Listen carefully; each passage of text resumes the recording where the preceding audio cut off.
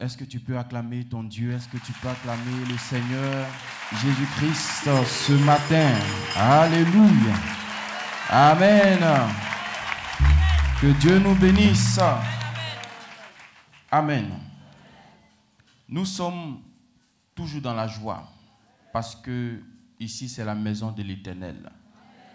Et David l'a dit, je suis dans la joie lorsqu'on me dit allons dans la maison de l'Éternel. Et nous savons tous qu'une heure dans le parvis de Dieu vaut mieux que 1000 heures ailleurs. Si tu as fait 2 heures ici, ça fait combien ailleurs? 2000 heures. Est-ce qu'ailleurs on arrive à faire 2000 heures?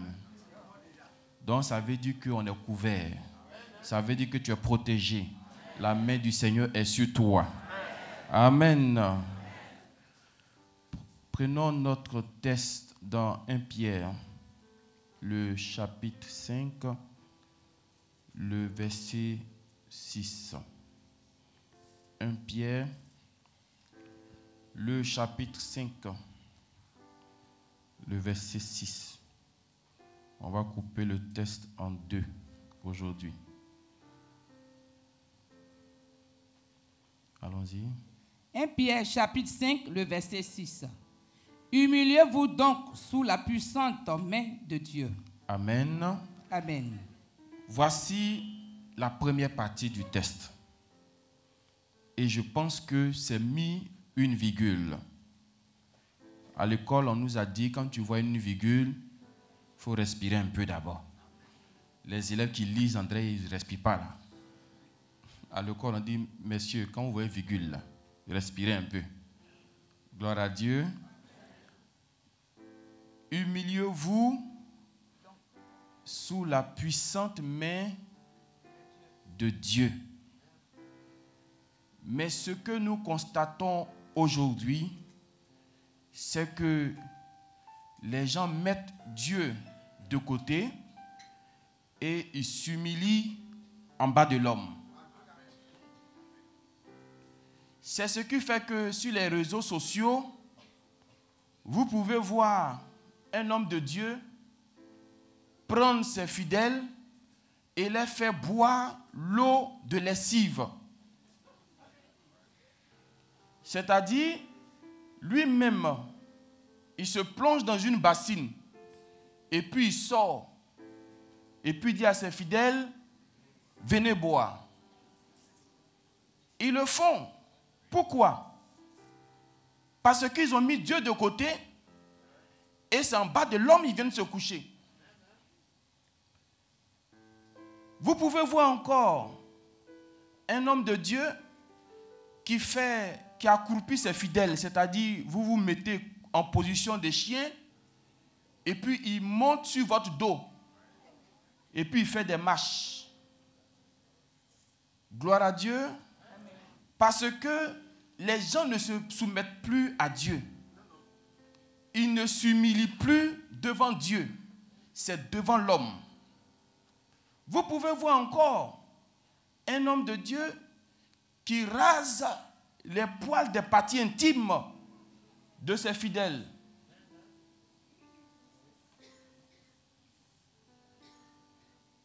Il y en a beaucoup. Il y en a beaucoup. Vous pouvez voir encore un autre qui va vous dire, il faut que je couche avec toi pour que l'esprit sorte de ton corps. Pourquoi? Parce que l'homme n'a pas appris à s'humilier devant Dieu.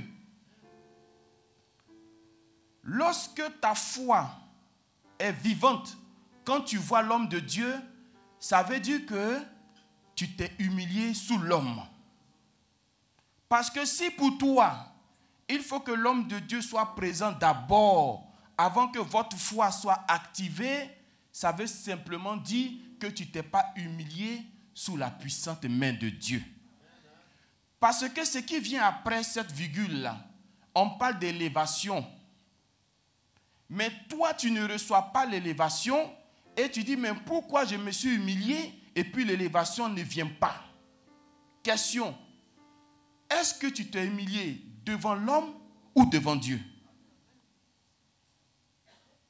J'entends souvent des personnes qui disent, mais depuis, Dieu m'a promis et ça ne vient pas. Dieu m'a dit et ça ne se réalise pas. J'ai vu, j'ai entendu, beaucoup ont dit.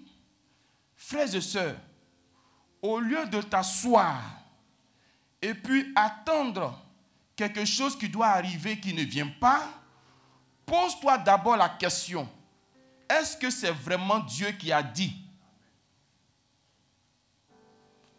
Parce que tous ceux à qui Dieu a dit, quel que soit le temps que ça a mis, la chose s'est réalisée. Ne cherchez pas à vous humilier devant l'homme. Lorsque les frères de Joseph partaient vers Joseph et qu'ils ont vu que ce monsieur est devenu grand, chacun cherchait à s'humilier devant lui. Toi qui acceptes que l'homme s'humilie devant toi, tu penses que c'est parce que tu es beau, c'est parce que tu es grand aujourd'hui. Mais Joseph les a dit, ne vous prosternez pas devant moi, parce que je ne suis pas à la place de Dieu. Lorsque Jean-Baptiste, sur l'île, du moins lorsque Jean, disciple de Jésus, sur l'île de Patmos a eu la vision, il a voulu se prosterner devant l'ange. L'ange lui a dit non, tu n'as pas à te prosterner devant moi parce que je suis ton compagnon de service. Mais si c'était les faux de notre temps là, ils vont dire mais couche-toi devant, mais tu as quel problème? Gloire à Dieu. Lorsque tu ne t'humilies pas devant Dieu, tu peux dire que tu aimes Dieu et puis tu n'aimes pas ce que Dieu a fait. Lorsque tu ne t'humilies pas sous la puissante main de Dieu, tu vas respecter l'homme de Dieu, mais tous ceux qui sont autour de lui là, tu t'en fous d'eux. Pourquoi? Parce que pour toi, c'est l'homme. Apprenez à vous humilier devant Dieu. Parce que l'homme passera. L'homme n'est rien. Nous ne sommes que tas de poussière. Hier, il y a un tonnerre qui a effrayé les gens en ville là-bas. Chacun a attrapé sa tête. Je dis, vous voyez, si Dieu veut vous faire du mal, c'est à la seconde. Il est plus puissant que l'homme. Il est plus grand que l'homme. La solution ne vient pas de l'homme. L'homme n'est qu'un canal que Dieu utilise. Mais souvent, quand Dieu envoie son serviteur à un certain niveau, le fidèle veut prendre l'homme pour le mettre à la place de Dieu. Nous ne pouvons jamais, mais en aucun cas, prendre la place de Dieu. Nous ne sommes pas Dieu et nous ne serons jamais Dieu. Et même si Dieu nous fait Dieu, notre D là, ça va être D minuscule. Il y a un seul D qui est majuscule, c'est celui qui est au ciel. La preuve en est que quand tu viens nous voir, on ne peut pas te donner toutes les solutions à l'instant. Certaines solutions pourront venir aujourd'hui, d'autres pourront venir demain, d'autres après-demain, d'autres dans 5 ans, dans 10 ans, ainsi de suite. Mais si ça dépendait de nous, on allait faire ça à l'instant. La preuve en est que quand nous-mêmes, nous avons des soucis, que ce soit des soucis de santé, que ce soit des soucis financiers, frères et sœurs, on fléchit genoux et puis on parle à celui qui est en haut.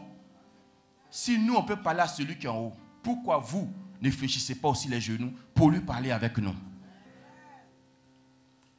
Humiliez-vous sous la puissante main de Dieu. Ceux qui ne s'humilient pas sous la main de Dieu, ce sont ceux-là, quand ils voient l'homme de Dieu, ils sont corrects. Mais une fois que l'homme de Dieu donne dos, on dit laissez-les. Amen. Ceux qui ne s'humilient pas sous la puissante main de Dieu, c'est ceux qui donnent à Dieu et puis le monde entier doit entendre. Alors que ce même Dieu a dit, si ta main droite donne, ta main gauche ne doit pas être informée. Alors que les deux mains sont sur le même corps.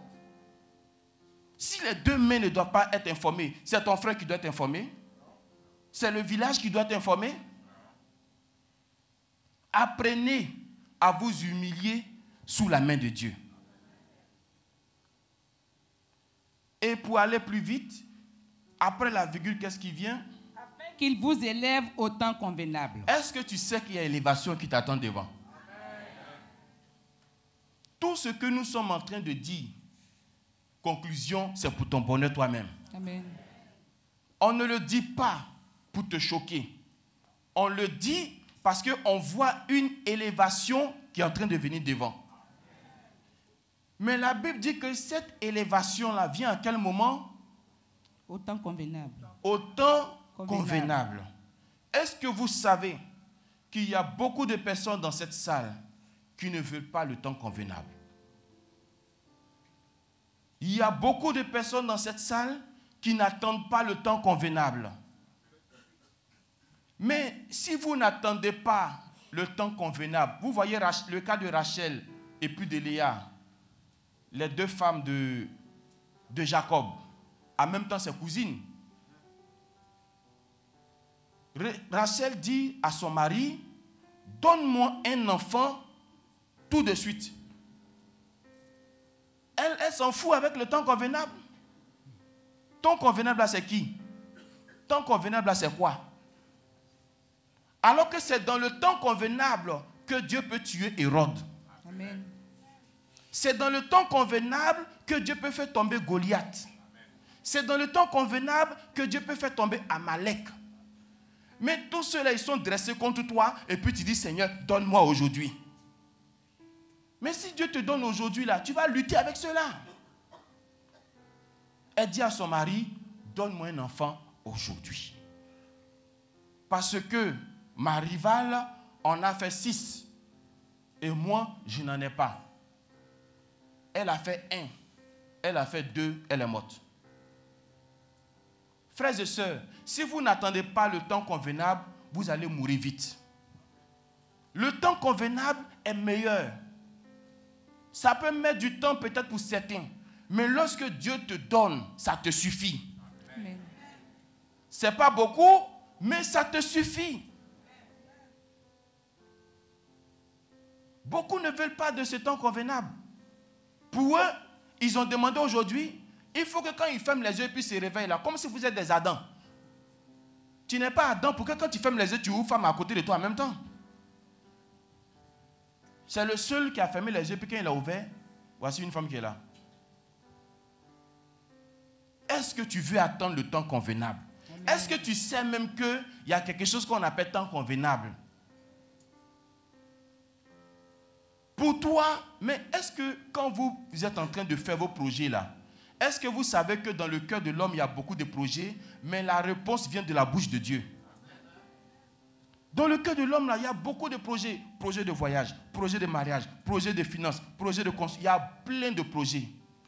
Mais mets-toi aussi dans la tête que Dieu peut prendre son bic et puis effacer certains projets dans ton programme. Souvent, quand vous ne faites pas ça, vous devenez frustré. Amen.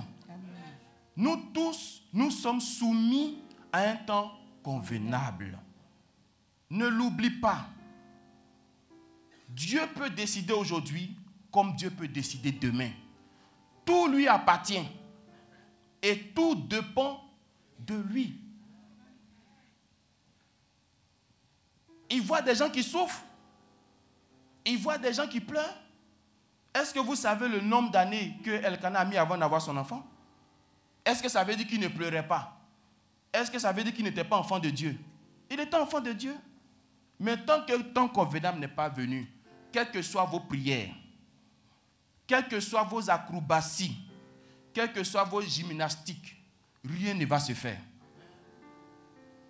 C'est dans le temps convenable que Dieu doit faire tomber Hérode. Amen.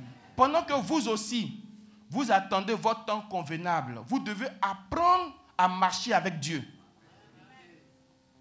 C'est dans le temps convenable qu'on apprend à marcher avec son Dieu. Qu'est-ce que Dieu aime? Qu'est-ce que Dieu attend de moi? Qu'est-ce que Dieu ne veut pas? C'est dans le temps convenable, quand tu l'attends là, Tu dis, est-ce que moi-même, je n'ai pas fait quelque chose aussi à Dieu? Et puis Dieu te donne les réponses. Amen. Amen. Nous avons tous des projets dans cette salle. Mais n'oubliez pas qu'il y a quelque chose qu'on appelle temps convenable. Si temps convenable n'est pas encore arrivé pour toi, rien ne peut se faire. Quelle que soit la force qui sera en face de vous, quelle que soit la puissance qui sera en face de vous, nous tous, on veut le temps convenable. Est-ce que ça peut aller? Ça fait mal lorsque tu veux la chose aujourd'hui et puis tu ne peux pas la recevoir. Mais tout ça fait partie du temps convenable. Tu ne mourras pas. Tu ne mourras pas sans avoir vu ce temps convenable-là, si tu l'attends. Tu ne mourras pas sans avoir vu ce temps convenable. Je ne suis pas en train de dire que tu ne vas pas tomber malade. Tu vas tomber malade. Je ne suis pas en train de dire que tes cheveux ne vont pas blanchir. Tes cheveux peuvent blanchir. Mais une chose est sûre, tu ne mourras pas sans avoir vu le temps convenable. Il y a un homme qui est parti en guerre, qui a demandé la protection de Dieu. Il dit, Seigneur, protège-moi là où je m'en vais. Et Dieu lui a dit, tu vivras, mon fils. Quand il est parti, il est revenu avec un bras coupé. Et il a dit à Dieu, mais Seigneur, je t'ai dit de me protéger. Le Seigneur dit, mais je t'ai protégé. Il dit, je t'ai protégé. Il dit, tu m'as protégé, puis il y a un bras coupé. Il dit, entre un bras coupé, puis la vie, là, tu choisis quoi? Il dit, Seigneur, si tu veux, il faut couper mes pieds encore. Tant que j'ai la vie, fais de moi ce que tu veux. Attends ton heure. Attends ton temps convenable. Le temps convenable est meilleur. Le temps convenable, c'est la volonté de Dieu. Que ce Dieu nous bénisse et qu'il touche le cœur de chacun de nous pour attendre son temps convenable au nom de Jésus-Christ.